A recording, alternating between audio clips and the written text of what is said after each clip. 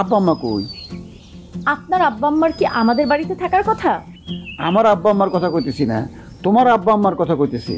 আরে বিয়ার পর তো তোমার আব্বা আম্মা আমারও আব্বা আম্মা হইব, তাই না? তারা বাড়িতে নাই, আপনি এখন যান। তাহলে তো ভালো হয়েছে, আব্বা আম্মা বাড়িতে নাই। আসো আমরা একটু গপ্পসপ্প করি। কাল তো তোমার আসল কথা কই হয় নাই।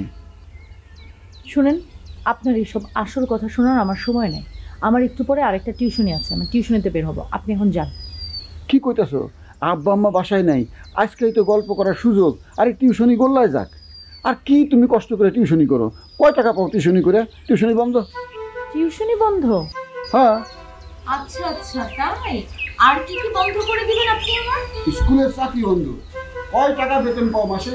আমি তোমার 1 লাখ টাকা দিব হাত খরচা বাবদ। যদি মনে করো এর চেয়ে বেশি টাকা দরকার সেটাও দিব। তার মানে আপনার সাথে আমার যদি বিয়ে হয়, আমার টিউশনিও বন্ধ, আমার চাকরিও বন্ধ, তাই তো?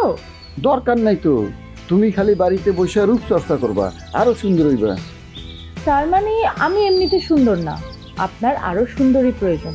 তাহলে আপনি আমার পিছনে পিছনে ঘুরছেন কেন? আরে দূর, তুমি আমার কথাটা বুঝো নাই। তুমি তো অনেক সুন্দরী, আমি কইতেছিলাম রূপচর্চা করবা, আরো সুন্দরী হইবা। আর এই সুন্দরের কি শেষ আছে নাকি? এবার আপনি আমার কথা শুনুন। আপনি যে মানসিকতার মেয়ে খুঁজছেন না, আমি সেই ধরনের মেয়ে না, ঠিক আছে?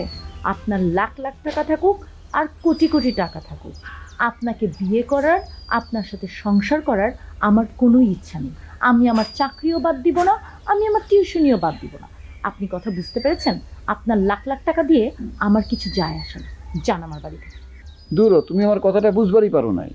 আমি তোমার এই দেশের চাকরি ছাড়তে কইছি এই জন্য যে তুমি তো ওমানে গিয়া সেখানে চাকরি করবা। তাই না? ওমানে গিয়ে আমি চাকরি করব? দেখেন, এত কথা বাড়ায় কোনো দরকার নাই তো। আমার সিদ্ধান্ত আমি নিয়ে নিয়েছি, আপনি প্লিজ দয়া করে আমার বাসা থেকে যান। আচ্ছা আচ্ছা, ঠিক আছে, তুমি যা চাও তাই হইব। আমরা দুজন আলোচনা করে সিদ্ধান্ত নেব কি করব। আরে আমার সিদ্ধান্ত আমি নিয়েই নিচ্ছি। আমার জীবনে আমি কি করব সেটা আমার ব্যক্তিগত ব্যাপার, আপনি সিদ্ধান্ত নেয়ার কে? আপনি যান তো। তুমি কিন্তু আমরা অপমান করতেছো। আমি তোমার আব্বার কাছে বিচার দেব। ঠিক আছে, আমি যে আপনাকে অপমান করছি এটা বুঝতে পারার জন্য ধন্যবাদ। আর আপনার আগে আমি আমার আব্বার কাছে বিচার দেবো যে আপনি আমাকে খালি বাসায় পেয়ে উল্টো পাল্টা প্রশ্ন